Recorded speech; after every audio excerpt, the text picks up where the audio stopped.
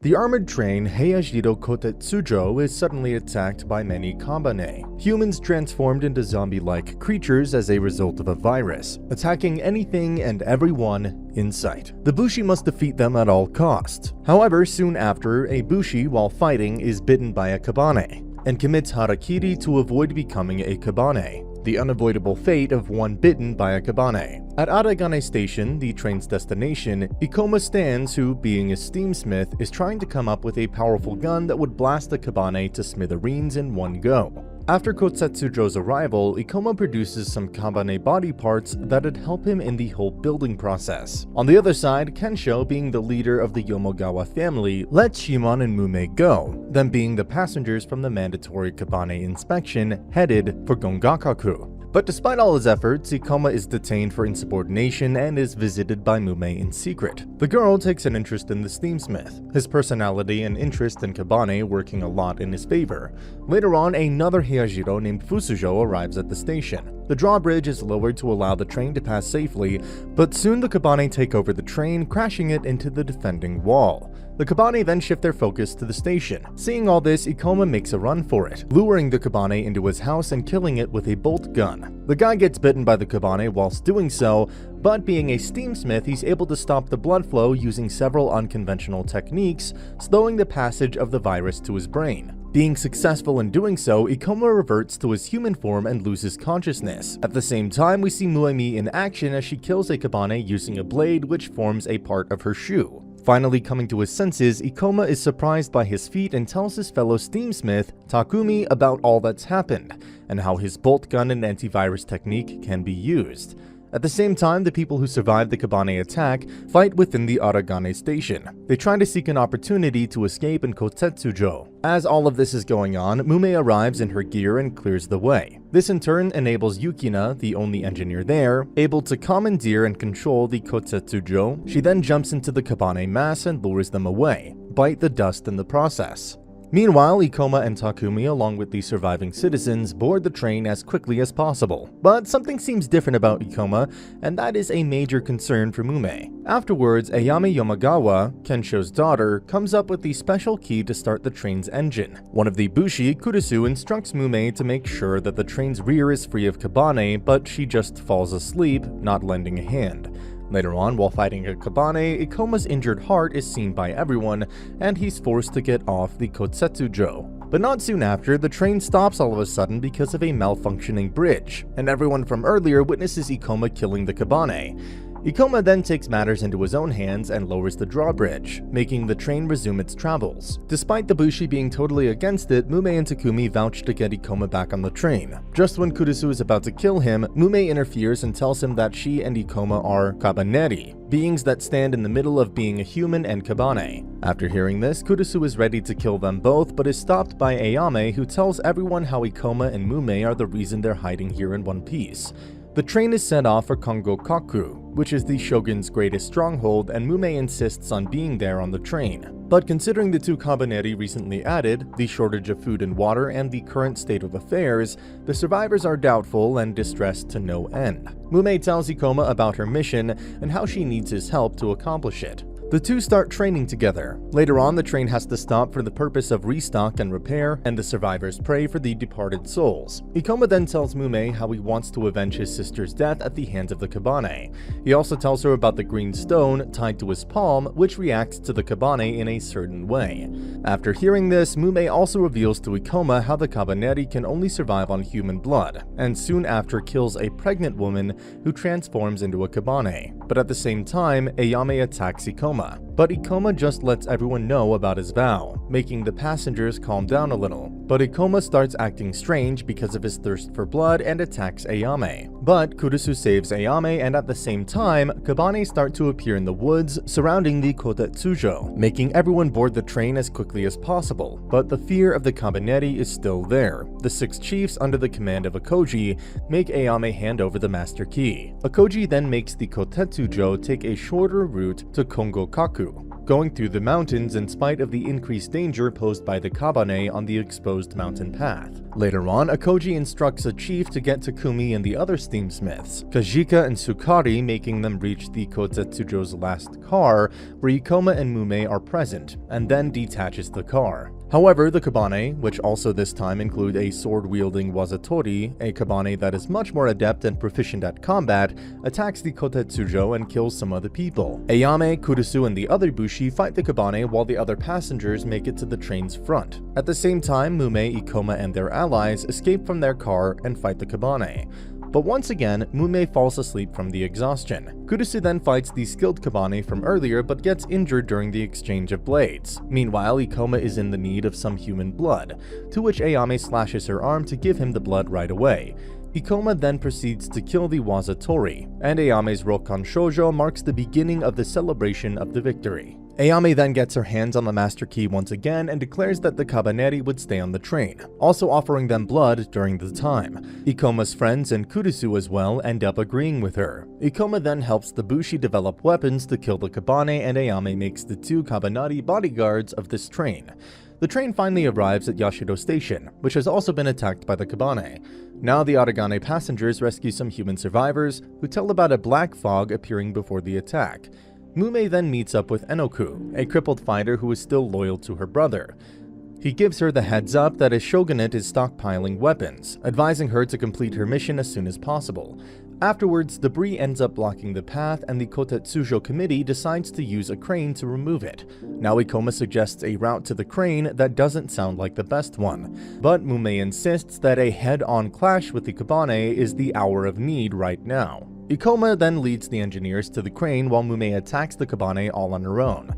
She doesn't have more than 90 seconds, but the girl ends up defeating the Kabane, but there doesn't seem to be an end to them. The repair crew retreat, and Ikoma lifts the debris with a crane while Mume uses her last bit of energy to fight the other Kabane showing up.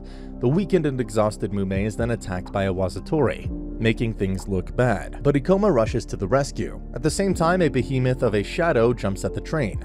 The black fog from earlier is revealed to in fact be a colony of Kabane that are fused into one giant beast. Being stuck and unable to move, the Kotetsujo goes back to the station workshop and the doors get shut. Ikoma saves Mume from under the rubble. The committee then discuss about the options they have available. Meanwhile, being unable to save Mume, Ikoma lures the Kabane away from Mume, killing as many as he can before reaching his limit. Afterwards, Kurisu and some others rescue Mume via a tunnel. Mume then runs to find Ikoma, who is badly wounded, and everyone returns to the train altogether. Whilst the Black Fog Beast is distracted and kept away, it feeds on the bodies of the dead Kabane. To this, Ikoma removes the wreckage from the tracks, and Mume suggests a plan to kill the beast using every one. The Kotetsujo then leaves the workshop while the shadowy beast is still in pursuit. At the last possible moment, they shoot the beast with the train's cannon. Mume kills the woman controlling the shadowy titan of Kabane, who turns out to be someone unexpected. She is surprised to no end when she comes to know that the mastermind was a Kabaneri like her. Now with the beast defeated, the Kotetsujo leaves the Yashido station after resting a bit. The Kotetsujo then makes its way to the Shitori station. The station is still occupied by humans, but they are only allowed to stay for a couple of days at most. Ayame then exchanges something valuable to purchase bamboo for the Tanabata ceremony so people can hang their wishes on it. They are then offered food and other provisions in exchange for the jet bullets technology, with Ikoma the steamsmith being the very man behind them. Mume then reveals to Ikoma that her name was Hozumi before she became a Kabaneri, and he promises that he will make her a human again. The next day, everyone shares their wishes, hoping for a better life. The same day, the Heiajiro Kokujo arrive with the Hunter Squad. It's an elite team that hunts Kabane with Biba, the shogun's son. Mumel calls him her brother. However, Ikoma is suspicious of Biba's past and whether he is really a hero or something else. Biba Amatori is introduced to Ayame, and he reveals that he is Mume's older brother in name only, having been disowned by the shogun. As this exchange is going on, the Kabane attack Shitori Station, and Biba takes his hunter squad and fights them. He also kills a re-emerged Enoku, who he accuses of betrayal. Biba then offers to board the Kotetsujo to Kongo Kaku. Ikoma suspects that Biba turned Mume into a Kabaneri, giving her the name Mume for his own purposes. Biba asks Mume to get the Kotetsujo master key for him, but she ends up being tricked and is given the wrong key. Ikoma discovers soon that Biba is, in fact, transporting Kabane on his train, but Biba uses Mume to prevent him from entering the carriage. Ikoma's suspicions are now strengthened, him now being convinced that Biba is not a hero. However, the Kokujo with the hunters is refused entry to Iwato Station, it being the last before Kongokaku. Ayame decides to part ways with the hunters and asks Ikoma to get Mume. At the same time, Lord Maeda, the leader of the fortress, agrees to a meeting with Biba. However, that on the condition that only women and children accompany him. During the meeting, Mume leaves the meeting to lower the Iwato station's drawbridge, letting Biba's Kabane into the station. Biba then ends up killing Lord Maeda. When Mume sees the Kabane attack the station, she is horrified by what she has just done.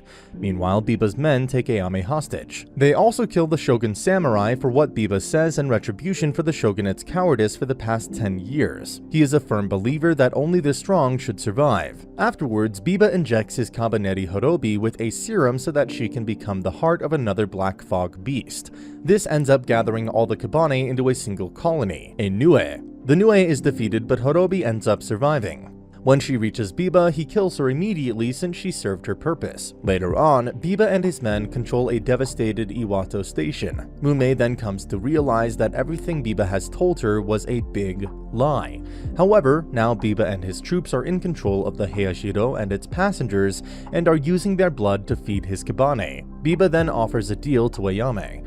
He states that if she can open the gates to Kongokaku on top of arranging a meeting with his father, he will guarantee the safety of her people. He goes on to tell Ayame about the time when his father sent him 400,000 troops to fight the Kabane. But later on, when the replacement supplies failed to arrive, they were overrun and wiped out. Meanwhile, Ikoma comes up with an audacious plan with some of the passengers to retake control of the Heijiro. Biba offers Mume a chance to join his troops, but she refuses and is forced to take the captive vaccine.